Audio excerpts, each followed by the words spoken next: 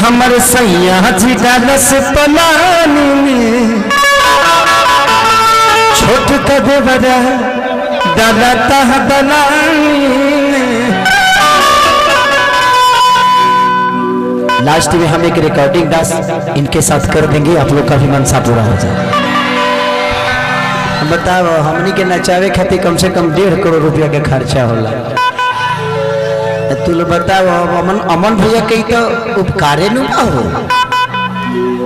कि तू लोग मंगनिया में खेसारी के काजा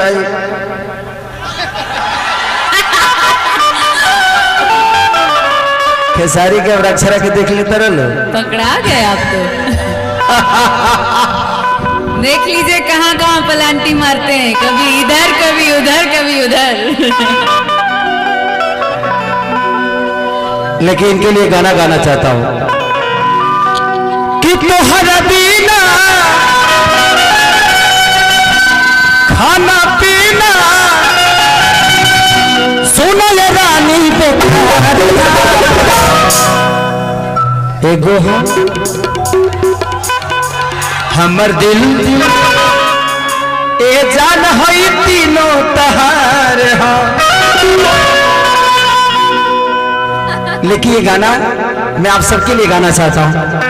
क्योंकि हमारे जैसे देखिए नेता और अभिनेता जनता के बदौलत ही कोई बनता है। आज अगर अमन भैया अपने आप से ज्यादा टाइम अगर देते हैं तो आप सबके बीच में देते हैं, हम अपने परिवार से ज्यादा टाइम अगर देते हैं तो आपके मनोरंजन के लिए देते हैं। हमारे खट्टी होली दीपावली करवा चौथ कोनो पर्वे ना रहे, इनके घर में अगर त्योहार होती होगी तो आप लोग एक बार नेता बन के देखिए, एक बार अभिनेता बन के देखिए, आपको अपने परिवार से दूर रहना पड़ेगा क्योंकि इतने बड़ा परिवार जिसके साथ होगा उसके लिए एक परिवार की क्या अहमियत होगी। तो हमारे जीवन में आप ही परिवार है, मैं वही कह रहा हूं। अब हमारे 15 के जन्मदिन हो, यही 15 के हमारे मेहरारू कहलस की कहाँ रहे, हम कहे हमारा पते नहीं कि हम कहाँ रहे, तोरा जहाँ रहे कहीं रह जाइए। जिंदगी हमारा बर्थडे हमारी त्योहार 18 तारीख को मेरा एक शो है जो कि मैं इंडिया से बाहर है। अब बताइए 18 तारीख को होली है और मैं शो करने जा रहा हूँ सिर्फ इसलिए क्योंकि वहां आप जैसा परिवार और आप जैसे भाई हमें मिलेंगे खेसारी को सुनने के लिए। इस आदमी के पीछे इनकी बीवी है, बहन है, माँ है, बाप है, इनका अपना समाज है, बट नहीं ये कभी दिवाली मनाते होंगे तो आपके बीच में आपके घर दिया बारते होंगे क्योंकि एक जिम्मेदारी आप सबने एक नेता और एक अभिनेता को ऐसा दिया है कि हम सिर्फ आपके लिए काम करते हैं, आपके लिए जीते हैं और आप ही के बीच में मर जाना भी कबूल करते हैं कि किसी दिन मरना भी होगा तो अपने पब्लिक के बीच में मर जाए। नहीं तो भगवान ने ना इनको कमी दिया है और ना ही मुझे कमी दिया है, लेकिन एक सेवा भाव है जो हम अपने जनता को इतना प्यार दे दें, अपने जनता को इतने ऊपर देखना चाहते हैं, चाहे वो शिक्षा के विषय में हो या स्वास्थ्य के विषय में हो, जो भी हो वो हमारा हो। अगर आप बीमार पड़ते हैं तो वो दर्द हमें होती है कि हमारा कोई अपना बीमार है, इसलिए हम आपके साथ रहते हैं। तो कोशिश रहती है और मैं पूरे यूपी चुनाव में किसी के पास नहीं आया, ऐसा नहीं कि खेसारी को किसी ने बुलाया नहीं, वहां मेरा जहां व्यक्तिगत रिलेशन होता है वहां मेरे लिए पार्टी मायने नहीं रखती है, वो सख्त मायने रखता है। मैं पिछली बार भी आया था और इस बार भी आया हूं। मैं उस इंसान के लिए आता हूं जिससे मेरा व्यक्तिगत रिलेशन होता है, जहां मुझे अपने परिवार की तरह एक फीलिंग मिलती है। मैं इस घर में जब भी आता हूं तो मुझे एक छोटे बेटे का आभास होता है कि एक छोटा बेटा कहीं गया था, ये त्योहार में आया हुआ है। और आप जैसे ऐसे लोग हैं कि मैं जीवन में हम कैसे रह जाइए, तू लोग देख ले कि हम कोट पैंट बहुत कम पहनी ले, हम हाफे पैंट पर प्रोग्राम कर दिले, हाफ पैंट पर अंदर बियर पहना खिसियाल मत, हाफ पैंट पे मैं कार्यक्रम करता हूँ क्योंकि मैं जानता हूँ कि आप ही ने ये पैंट दिया, ये शर्ट दिया, इस धरती पे इस जीवन में मेरे पास जो भी ये सब आपका चंदा दिया हुआ चीज है। और मैं अमन भैया के लिए इसलिए अपील करता हूँ क्योंकि जो मैं आप सबको वचन देता हूँ ये पूरा करते हैं ना। अगला बार से ज्यादा से वोट से जीते के होई 1 लाख पर ना तहाला करके बता दो एक बार। यस यस कितना हरबीना खाना पीना कि सोना ये राजा दे एगो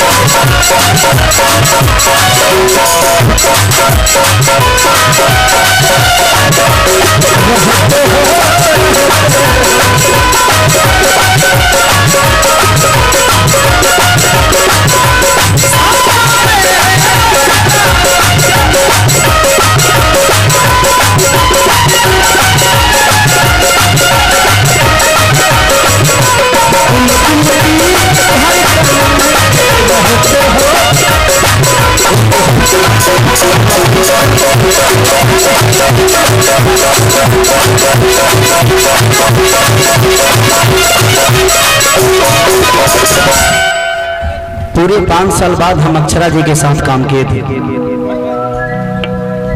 कि जब से दूरी गईलू हो काहे तना तू बरैलू हो कधैले में कवनो बीमारी हो पूछता तो हंसे खेसारी हो कि जब से दूरी गई हो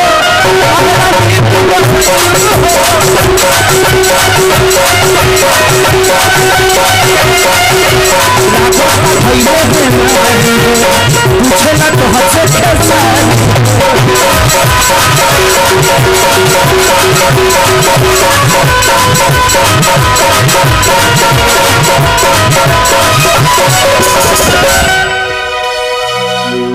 कि लगाईला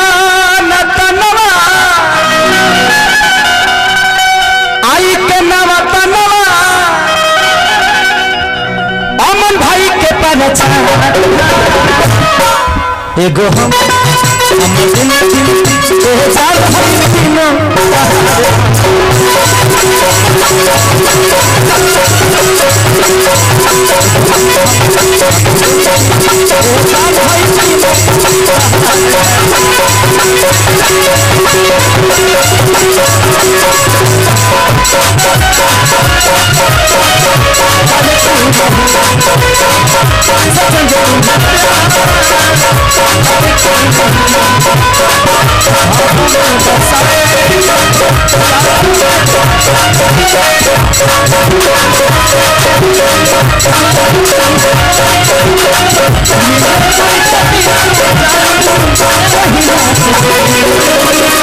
सोचेंगे तुम्हें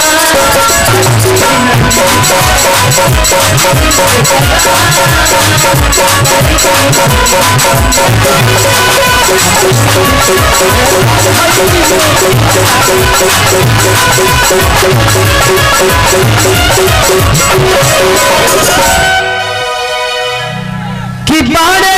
है साथी हो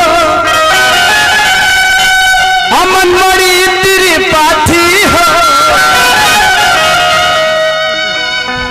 कि पुराना तनवा के बेटा हो तू ही लो बना दे नेता हो कि पुराना तनवा के बेटा हो तू ही लो बना दे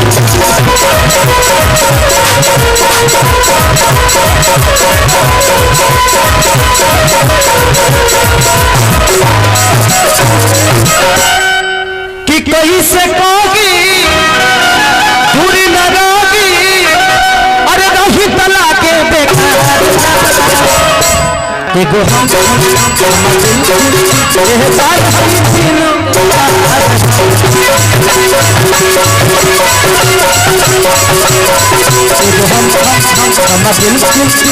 जान है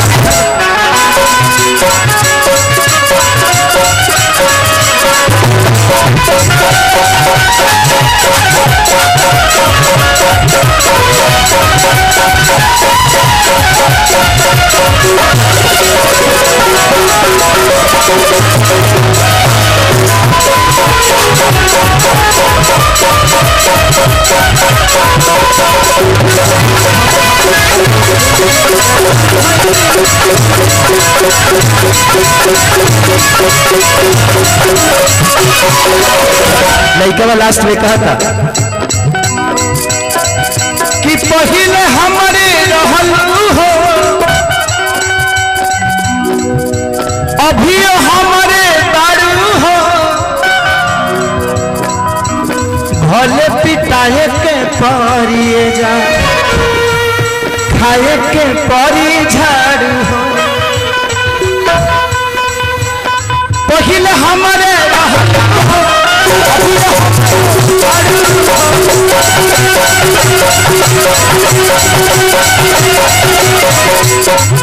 कि बने जा तुम मोर में हजारू हो भले खिजाई हाजा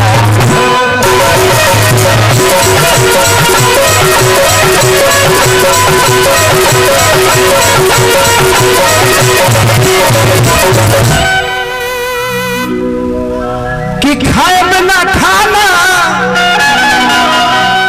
नौतनवा के दीवाना कि मन न कबो एगो हम दिल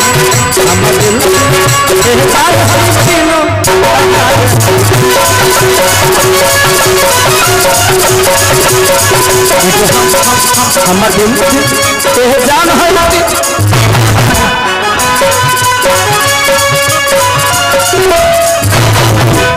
सुनए रानी कहतानी कि तोरा बिना जिंदगी बेकार एगो हमर दिल